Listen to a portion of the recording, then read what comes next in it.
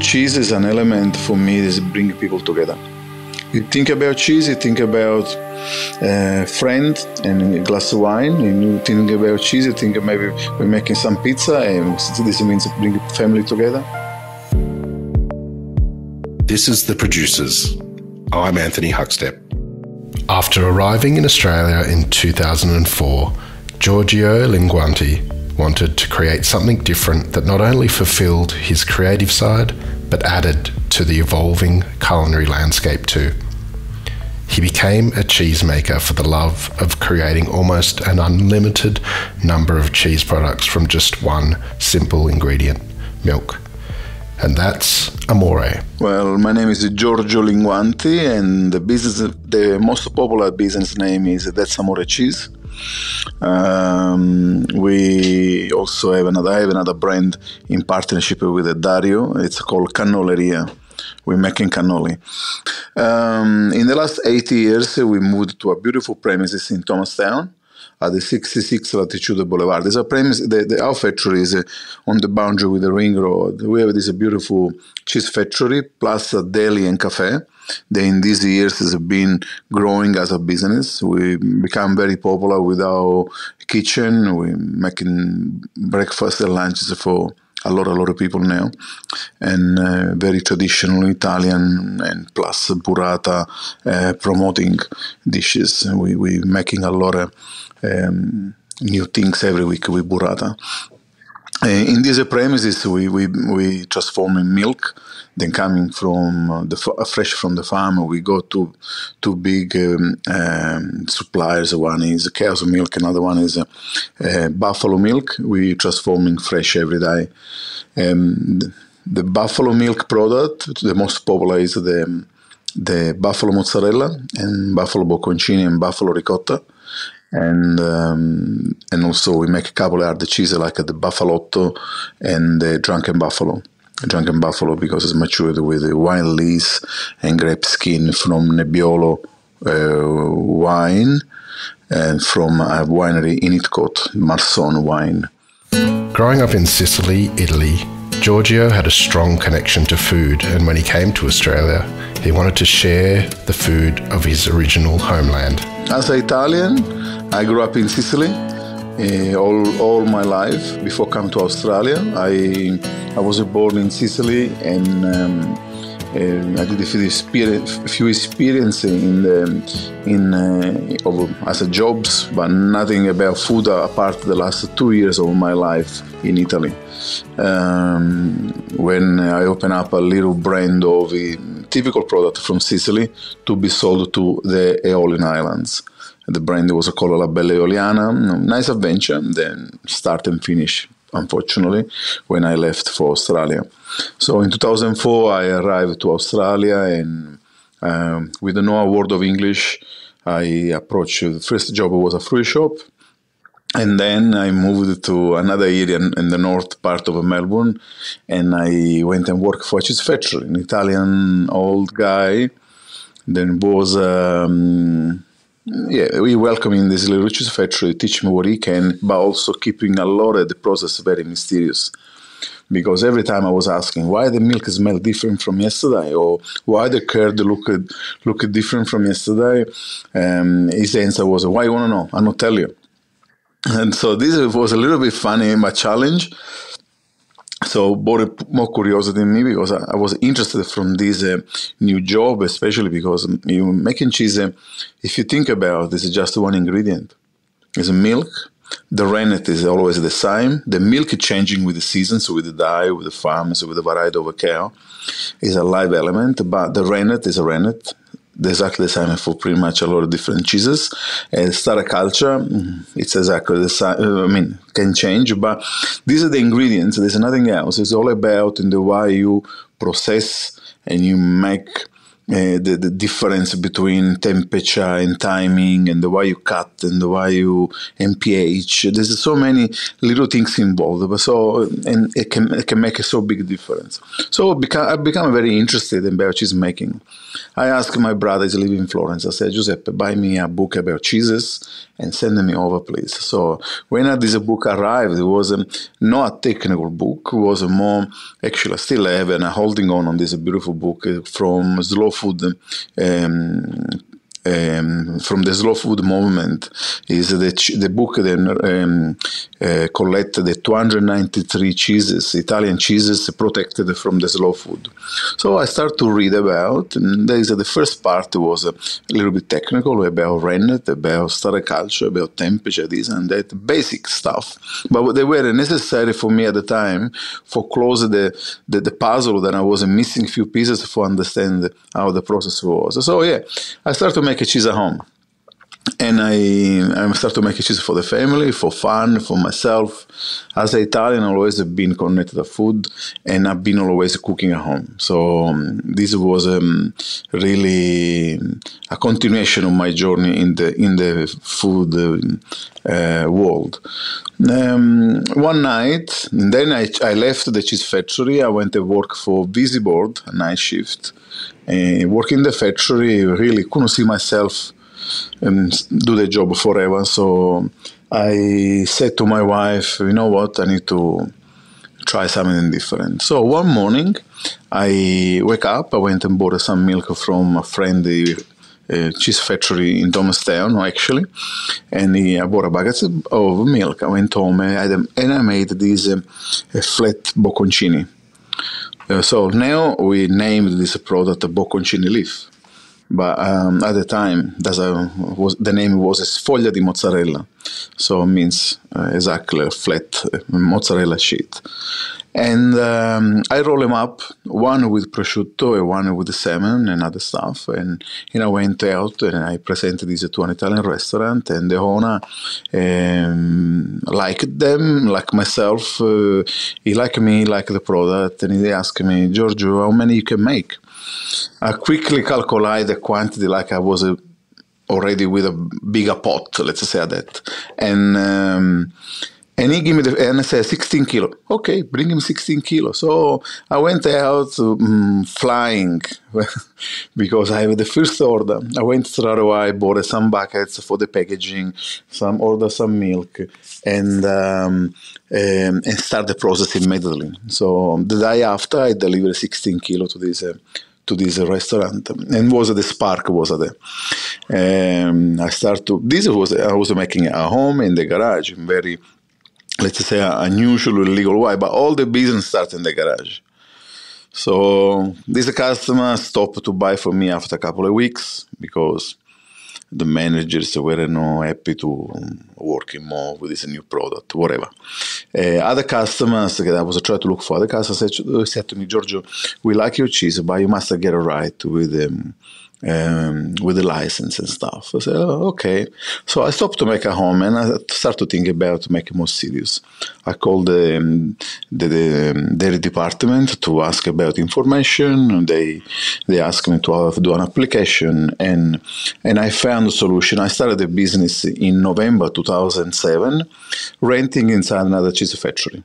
I was renting a little corner in this huge cheese factory, making my little quantity of product, 30, 40 kilo, twice a week, and then try to selling in the morning, because at night I was working still at the factory, recycle company, Visiboard. And let's say in April 2008, I quit the job. I became That's Amore full time. In the meantime, I was developing other little product like the ricotta delicata, the scamorza, the smoked scamorza, and other product. They created myself a little range.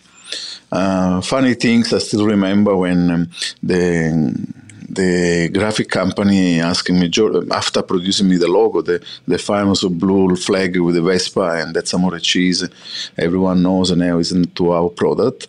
And after they produced me the logo, I said, Giorgio, what's your product so we can help you to prepare a label? And I said, it's called sfoglia di mozzarella. All right, I will translate like a mozzarella sheet. And okay, we prepared this library, but at the time my English, it's not the best I know. At the time it was even worse than this. I couldn't pronounce this mozzarella sheet.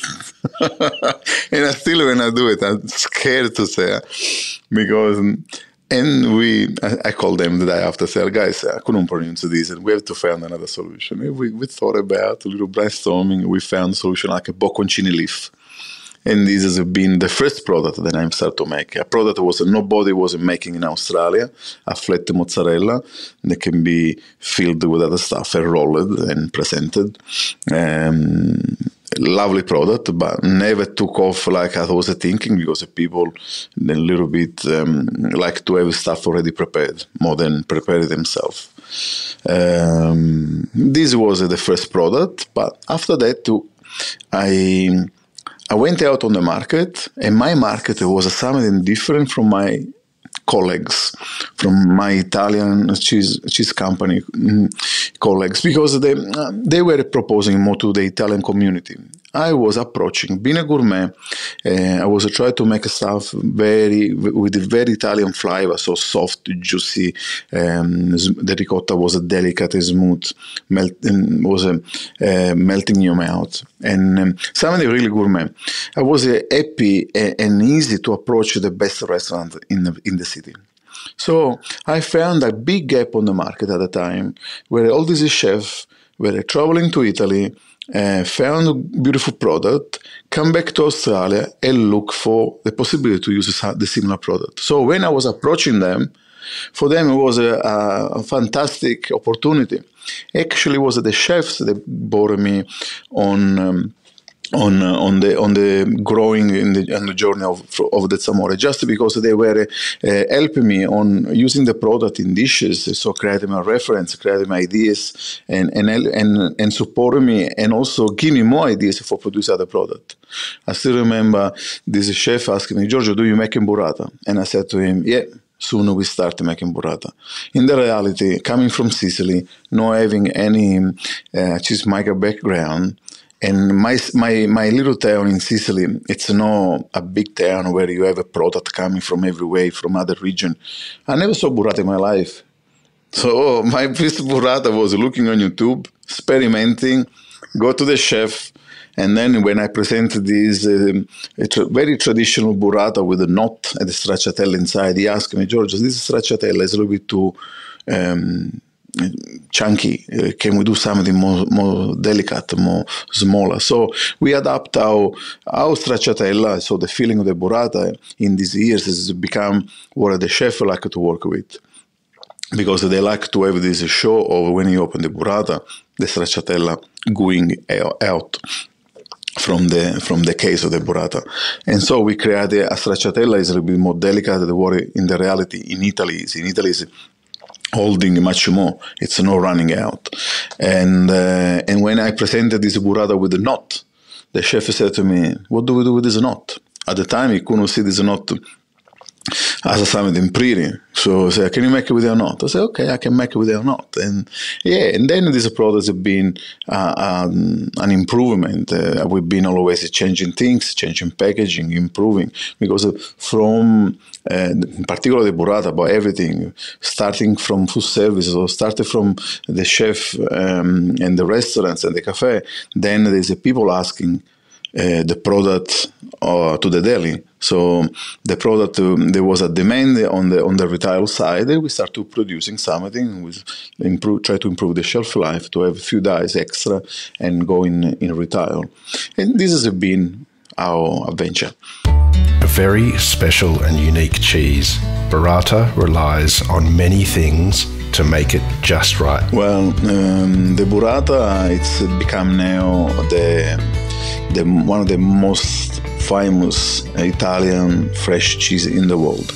It's not just Australia, the burrata is super trendy. Italy, everywhere in Italy, from north to south, you found chefs proposing burrata for making more rich and more interesting the menu.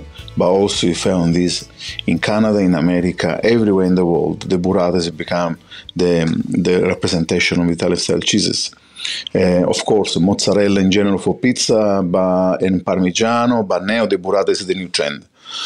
The burrata is a super fresh cheese, originally coming from Puglia.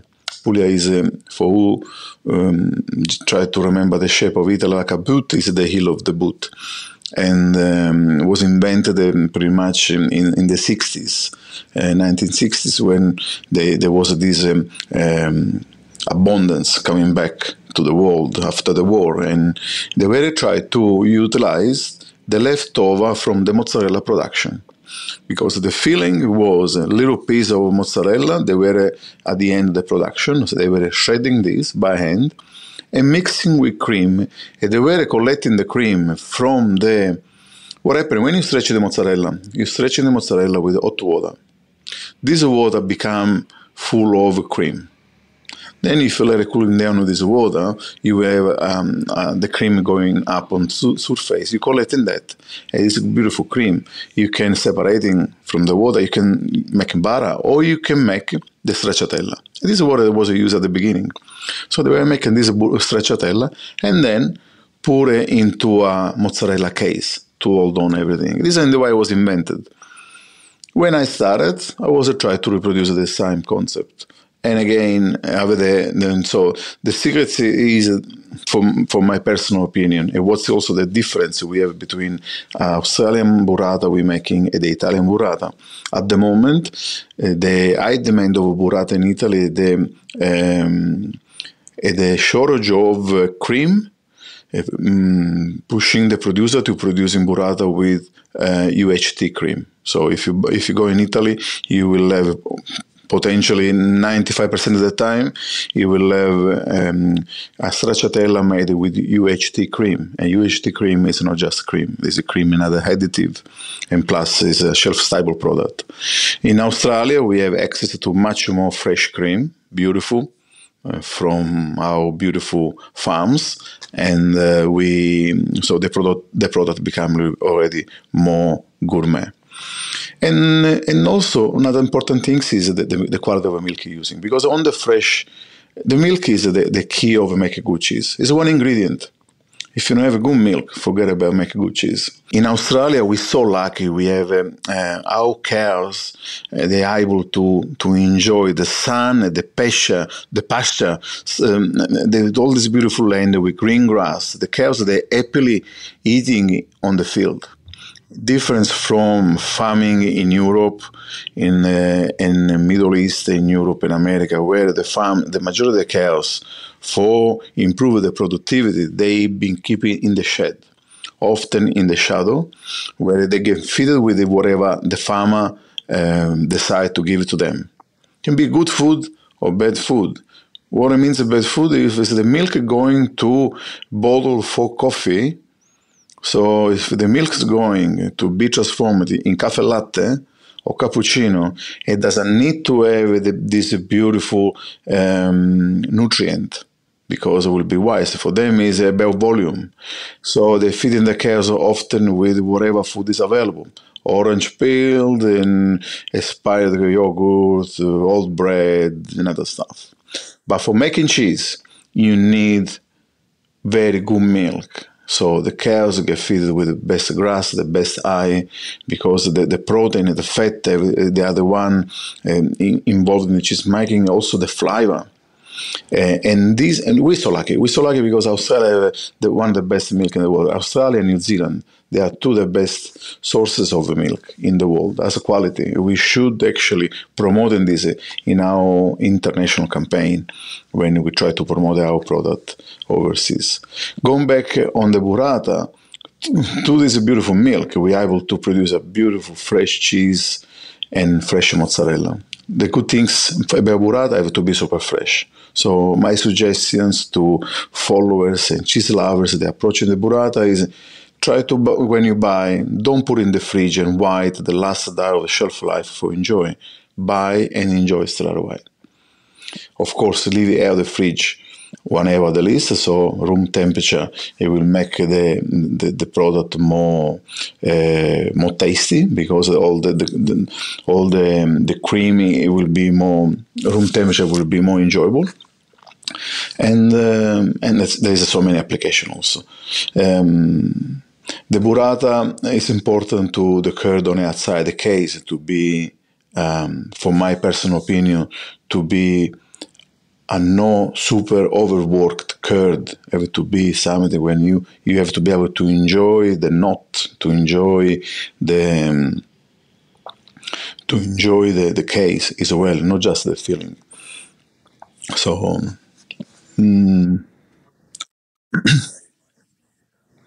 Well, the company, when I started in 2008, I was myself,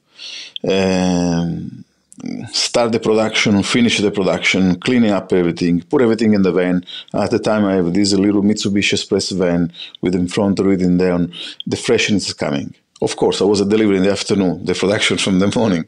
So I was doing everything. And slowly the team grow. And now the Amore Cheese team is about 120 people. Between the production, the logistics, the administration, marketing, and also another 30 people is about the Daily Cafe, because it's open 7 days. So if there's no problem in production, then need me my presence in production, I will start about 6 o'clock. And then time to say hello, time to take a few coffees myself together with some staff members and talking about a few different departments. I will go through and then manage my agenda with always new tasks. The funny part before was for me cheese making and selling the cheese, and now I don't get to do no one nor the other. Sometimes I have a few people missing in production, so I'm happy to jump inside, and this can happen at 4 o'clock in the morning, and spend 4 or 5 hours in production. I really enjoy that. It's hard work, but for me it's fascinating still and nice. There you go. And see the customers is another nice part, because the customers, they genuinely appreciate what we're doing, and they give you feedback. This make you feel good. And yeah, this is and also we've been bringing a revolution in the Italian style cheeses in Australia. That's Amore has been the first company to make burrata. Okay, it was probably the perfect burrata when it started, but we were still the first people. And the smoked cheeses, and cheeses still like squacquerone, another variety of cheeses. They're still very unique. The diavoletti, they are little smoked mozzarella with inside an olive chili, and is in Italy it's made just near Sorrento, in one little town near Sorrento.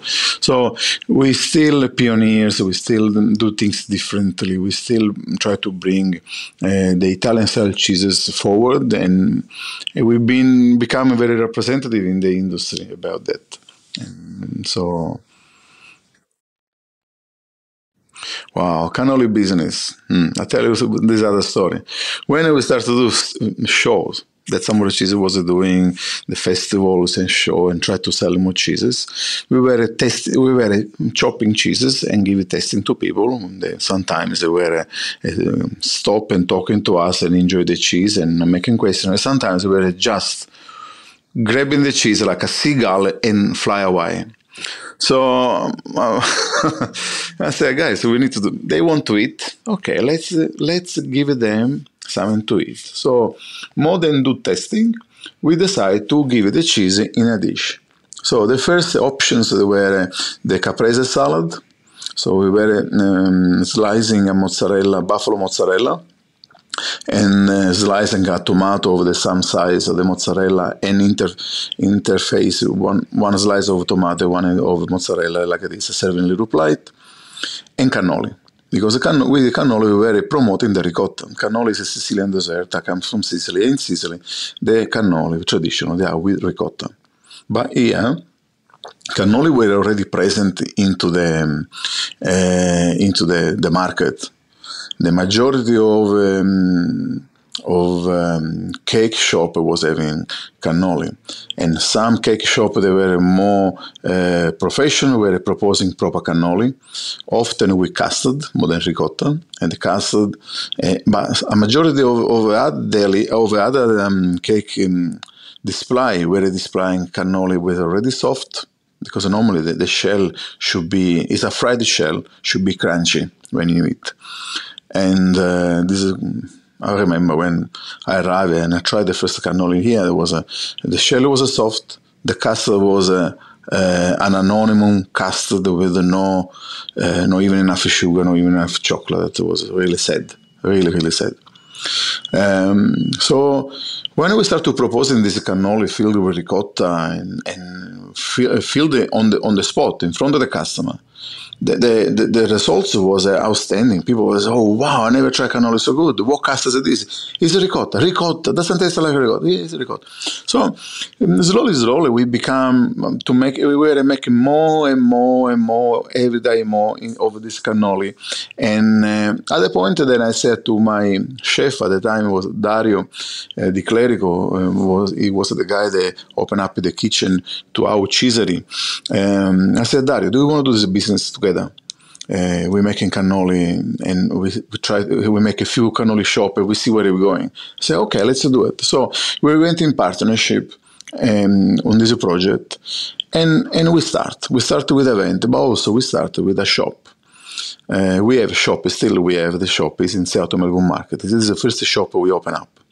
And I remember the time the market was very skeptic. So, we not think about cannoli will be enough. Can you put your cheeses also on display? I said, listen, let's start with cannoli because we feel very confident. And then if it doesn't go well, we put the cheeses, no problem. I remember still when we open up, we have 5 people working into the shop for the first 2 months. 3 people filling cannoli, piping cannoli non-stop, and 2 people serving. It was amazing energy, vibe. In these years, we develop other flavors, but the base is always ricotta and sugar. And so we make ricotta, sugar, and cocoa we make the chocolate. Ricotta, sugar, and Vegemite we make an Australian flavor, very nice. Ricotta, sugar, and coffee we make the coffee. So we stay on the concept to keep still the ricotta as a protagonist of our filling. In the meantime, also we open up other shops. We do have another shop in Preston Market, another one in High Point Shopping Centre. We're working with Cheston at the moment to maybe install one over there. We have a pop-up in Dandenong Market and in Graceland. In Graceland we have another cannoli shop, plus we're selling cannoli from now headquarters in Heidelberg West, where we set up a proper factory for cannoleria, and we're selling a lot of cannoli in Thomastown to our cheesery. We're going about 15,000 cannoli a week. Yeah. And people love it. Plus, we got this beautiful cart, then cannoli cart. We're selling, we hiring for wedding, for events, for opening of a shop, for auction cars or auction houses or party or We have this beautiful team. They present themselves so beautiful with the apron and bow, and this cart looks so elegant. Yeah. The journey into cheese has reached far beyond the art and craft of just cheese making. It's also helped Giorgio understand the important elements of a successful business too. All my life in Italy, I was trying to do something different. And I'm always a very creative person myself. And I don't know if when I read the book Rich Dad Poor Dad, I don't know if you know about this book, Rich Dad Poor Dad. And I was one protagonist of this book because my dad was telling me, Giorgio, you can do business. Well, we know business family. I haven't taught you business. You got no money, you can do business. And this was his idea of life.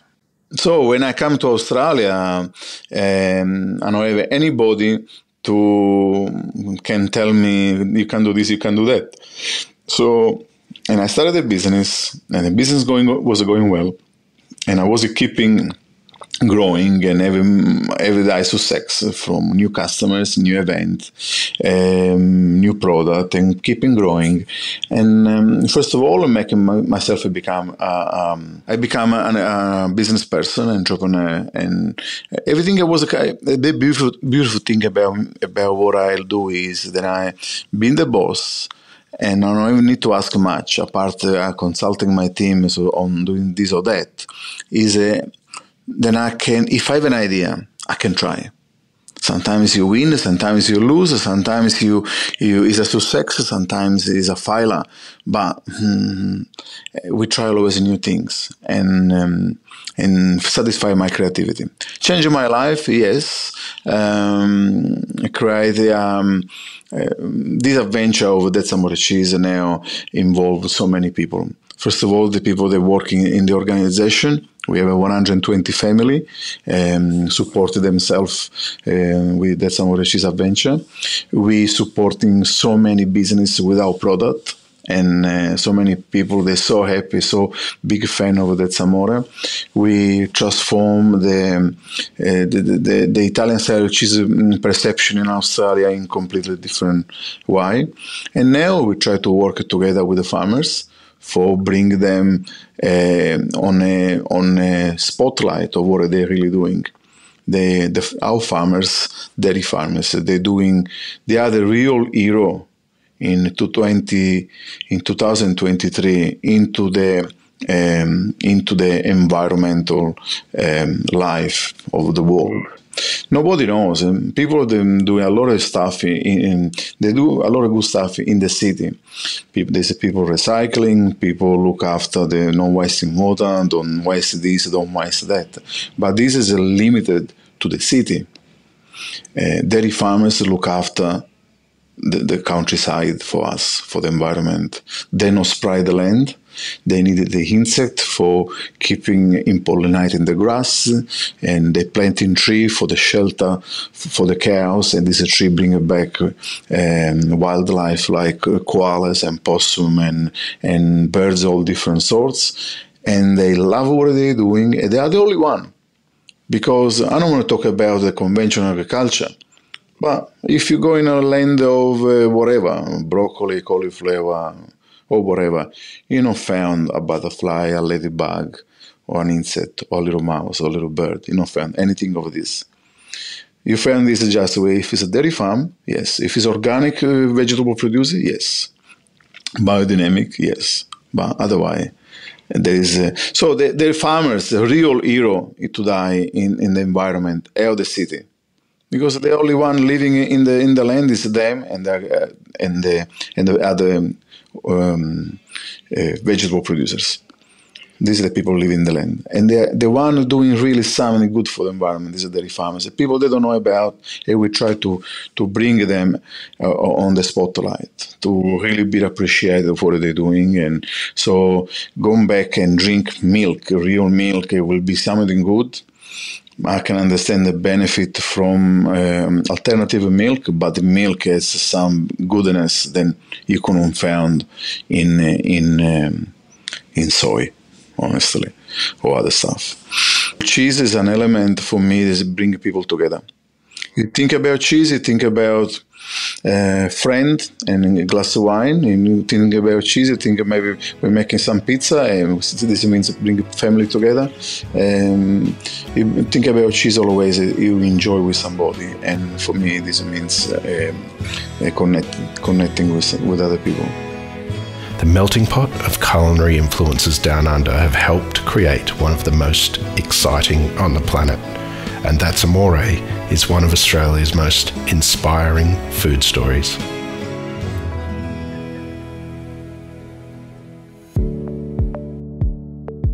This is The Producers, a Deep in the Weeds production. I'm Anthony Huckstep.